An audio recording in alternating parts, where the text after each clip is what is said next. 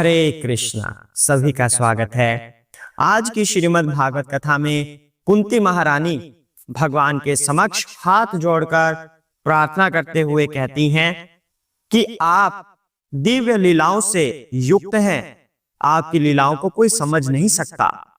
आप कभी भक्तों पर पक्षपात नहीं करते, लेकिन लोगों को लगता है कि आप पक्षपात करते हैं, जबकि ऐसा नहीं है। इसके बारे में कुंती महारानी विस्तार से आज हमें बताएंगी कि भगवान पक्षपात करते हैं या फिर सभी पर समान दृष्टि से अपनी कृपा बरसाते हैं। उसके बाद कुंती महारानी यह भी बताएंगी कि किस तरह से भगवान पशु के बीच में शुकर बनते हैं, मत्स्य अवतार लेते हैं, अर्थात जलचर भी बनते हैं, मनुष्य भी बनते हैं, पर फिर भी वो अजन्मा है। ना वो पशु है, ना वो पक्षी है, ना वो मनुष्य है, अजन्मा है भगवान कृष्ण। तो ये सभी तथ्य आज विस्तार से किए जाएंगे। उससे पहले हम गुरु महाराज की वंदना करेंगे। आप भी अपने अपने गुरु महाराज को ध्यान में लाइए, उनका स्मरण कीजिए। हरे कृष्णा। ओम ज्ञानतिमिरान्धस्य ज्ञानाञ्जनशलाकया चक्षुरुन्मीलितं येन तस्मै श्री गुरुवे नमः। जय श्री कृष्ण चैतन्य प्रभु नित्यानंद श्री अद्वैत गदाधर शिवसादि गौर भक्तवृंदा। हरे कृष्णा कृष्ण कृष्ण हरे हरे, हरे राम राम राम हरे हरे। हरे कृष्णा। जय श्री प्रभुपाद, जय श्री व्यासदेव की, चैतन्य महाप्रभु की जय हो। जय श्री गणेश सरस्वती माता की जय हो। राधे कृष्णा। ओम नमो भगवते वासुदेवाय। तो अभी तक हमने क्या किया है? 8वां अध्याय, पहला स्कंद। कुंती महारानी भगवान के समक्ष उनकी महिमा का वर्णन कर रही हैं कि भगवान आदि पुरुष हैं, सभी पर समान दृष्टि से दया करते हैं, उनका कोई आदि नहीं है, और किस तरह से भगवान सभी जीवों के अंदर और बाहर समान रूप से विद्यमान रहते हैं।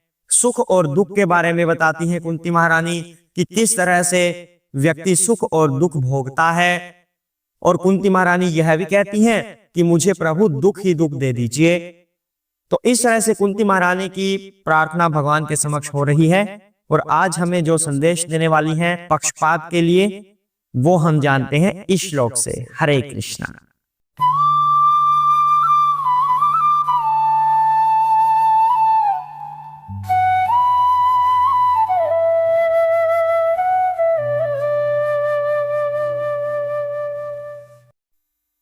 हे प्रभु, आपकी दिव्य लीलाओं को कोई समझ नहीं सकता, क्योंकि वे मानवीय प्रतीत होती हैं और इस कारण भ्रामक हैं। न तो आपका कोई विशेष कृपा पात्र है, न ही कोई आपका अप्रिय है।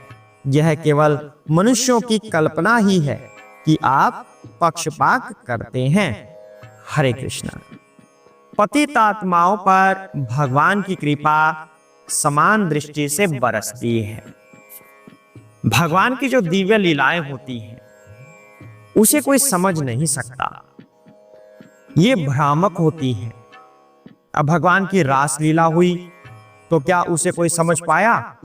जो भक्त हैं वो तो समझ जाते हैं, लेकिन जो आम लोग होते हैं वो कभी समझ नहीं पाते। उनको लगता है कि भगवान का चरित्र किस तरह का है।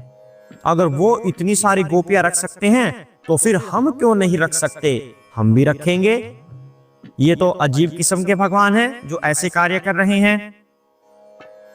कालिया दमन की जो लीला है नहीं समझ सकता आम व्यक्ति। उन्हें लगता है कि भगवान कृष्ण एक मनुष्य हैं और ये सब नहीं हुआ होगा। तो इस तरह से भगवान की अनेक लीलाएं हैं जो आम व्यक्ति के समझ से परे होती हैं। दूसरे व्यक्तियों को लगता है कि जो व्यक्ति भगवान की आराधना करता है, उनकी सेवा में रहता है, उनकी चाटुकारिता करता है, तो भगवान उसे विशेष लाभ देते हैं। ऐसा जो भक्त नहीं होते उनको लगता है। तो यहां पर एक उदाहरण लिया गया है। जो सूर्य का प्रकाश है, कभी कभी वह पत्थर को भी बहुमूल्य बना देता है, लेकिन वो प्रकाश एक अंधे व्यक्ति को अनुभव नहीं होता। तो इसका तात्पर्य क्या हुआ? सूर्य ने भेदभाव तो नहीं किया, समान रूप से प्रकाश देता है सभी को। लेकिन वो व्यक्ति की क्षमता है कि उस प्रकाश को ग्रहण कर पा रहा है या नहीं कर पा रहा। भगवान सूर्य ने तो सभी को प्रकाश दिया ही है, पर एक को दिख रहा है, एक तो बहुमूल्य बन गया और दूसरे को पता ही नहीं चल रहा कि प्रकाश है। तो भगवान की कृपा भी ऐसे ही होती है। हमारी क्षमता नहीं होती कि भगवान की कृपा को प्राप्त करें, लेकिन ये आरोप जरूर लगा देते हैं कि भगवान पक्षपात करते हैं। और वो क्षमता बनेगी कैसे? कुछ लोग तो भगवान की तरफ देखते तक नहीं, अज्ञानता के अंधेरे में डूबे रहते हैं। तो भला भगवान की कृपा कैसे प्राप्त करेंगे जब वो भगवान की तरफ देख भी नहीं रहे? हालांकि भगवान ने तो नियम सबके लिए सेम बनाए हैं कि जो जैसा करेगा वैसा फल वो प्राप्त कर लेगा। अगर कोई नाम जप करेगा तो उसको विशेष कृपा प्राप्त होगी। तो ये सभी के लिए है, कोई पक्षपात इसमें नहीं है। लेकिन जो व्यक्ति भगवान की तरफ देख भी नहीं रहा, उसे कृपा कैसे मिलेगी? दूसरी तरह के लोग कौन होते हैं? जिन्हें कोई दुख होता है या फिर जिन्हें कोई आवश्यकता हो कि हे प्रभु मेरा ये दुख दूर कर दीजिए, मेरी ये आवश्यकता की पूर्ति कर दीजिए। और जब उसकी उस आवश्यकता की पूर्ति हो जाती है, फिर वह पलटकर भगवान की तरफ देखता नहीं। वो थोड़ी कृपा के पात्र होते हैं, क्योंकि कुछ समय के लिए उन्होंने भगवान को याद किया, चाहे दुख में किया हो। लेकिन तीसरे लोग कौन से होते हैं? जो भक्त हैं, जो हर समय भगवान की सेवा में संलग्न रहते हैं, बिना किसी उम्मीद के, बिना किसी इच्छा के कि भगवान मुझे ये चाहिए वो चाहिए। नहीं, भक्त हमेशा निस्वार्थ भाव से, प्रेम वश होने की वजह से भगवान की सेवा करता है। तो फिर भगवान की कृपा अत्यधिक किसको मिलेगी? जो भगवान से ग्रहण करने की क्षमता रखता है, अर्थात जो भगवान के सानिध्य में प्रेम वश लगा हुआ है, तो उसे विशेष रूप से कृपा मिलेगी। लेकिन भगवान ने ये चीज सबके लिए सेम बनाई है कि जो भी ऐसा करेगा उसे मेरी कृपा मिल जाएगी। पर जो कोई नहीं करेगा तो फिर वो कैसे ग्रहण कर पाएगा? तो इसे नाम देते हैं पक्षपात का, कि भगवान तो पक्षपात करते हैं। एक कथा आती है श्री राम की। एक व्यक्ति श्री राम के पास आकर कहता है कि महाराज, जरूर आपके राज्य में कुछ ऐसा अनुचित हो रहा है जिसकी वजह से मेरा बेटा मुझसे पहले मर गया। ये अनहोनी है, क्योंकि उस समय पर कलयुग की तरह नहीं होता था कि कोई कभी भी मर सकता है, किसी की कभी भी आ सकती है। नहीं, पिता पहले जाता था, पुत्र बाद में। लेकिन वहां पर पुत्र पहले चला गया उस व्यक्ति का। तो श्री राम को सुनकर आश्चर्य हुआ और उन्होंने पूरे राज्य में अपने सैनिक दौड़ा दिए कि पता करो कहां पर क्या गलत हो रहा है। श्री राम को पता चला कि एक व्यक्ति, एक शूद्र व्यक्ति शास्त्र अध्ययन कर रहा है। तो जब भगवान ने ऐसा देखा, तुरंत उसकी गर्दन उड़ा दी। तो इस चीज को कुछ लोग कहते हैं भगवान ने तो पक्षपात किया है, श्री राम पक्षपात करते हैं, शूद्र था इसलिए गर्दन उड़ा दी। लेकिन इसके पीछे का कारण नहीं जानते। कुंती माता वही कह रही हैं कि हे प्रभु, सबको लगता है कि आप पक्षपात करते हैं, जबकि ऐसा नहीं है, आप समान दृष्टि से सब पर दया करते हैं। तो श्री राम के इस उदाहरण से कारण जानते हैं कि भगवान ने ऐसा क्यों किया था।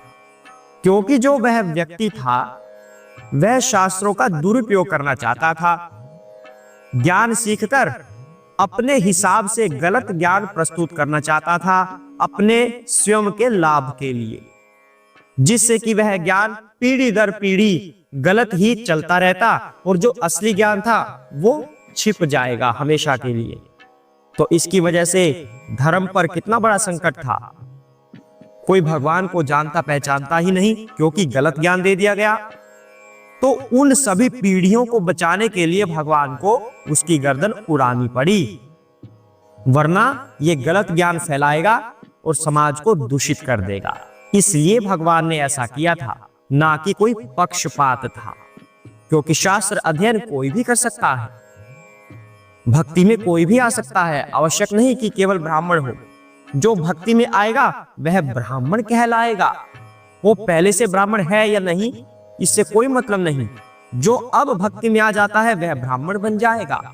जो अब नेता बन जाए या जवान बन जाए, सैनिक बन जाए, वो क्षत्रिय कहलाएगा। जो अब नौकरी ज्वाइन कर ले वो शूद्र कहलाएगा। जो अब व्यापार कर ले वो वैश्य कहलाएगा। पहले कौन क्या है इससे कोई मतलब नहीं है।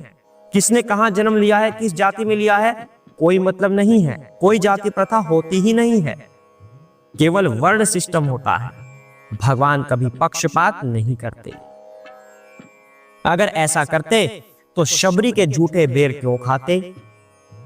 सोच कर देखिए, शबरी के झूठे बेर खाए थे ना भगवान ने, क्यों खाते? तो भगवान पक्षपात नहीं करते। कुंती माता यहां पर यही समझाने का प्रयत्न कर रही है। वो हमारी क्षमता है, हमारे हृदय की भावना है कि हम भगवान से जुड़ना चाहते हैं या नहीं, उनकी कृपा प्राप्त करना चाहते हैं या नहीं। तो आज के लिए इतना ही करते हैं। कल हम जानेंगे कि भगवान निष्क्रिय होते हुए भी कर्म कैसे करते हैं, जलचर कैसे बनते हैं, पशु कैसे बनते हैं, मनुष्य कैसे बनते हैं, और इन सबके बीच में जन्म लेते हुए भी भगवान अजन्मा है और परमात्मा स्वरूप है। उन्हें मनुष्य समझने की गलती मत कीजिएगा, उन्हें पशुओं में शूकर समझने की गलती मत करना, उन्हें मत्स्य समझने की गलती मत करना। वो अपने परमात्मा स्वरूप में हमेशा विद्यमान रहते हैं। तो इस पर विस्तार से चर्चा होगी कल। आज के लिए इतना ही करते हैं। हरे कृष्णा। ओम नमो भगवते वासुदेवाय।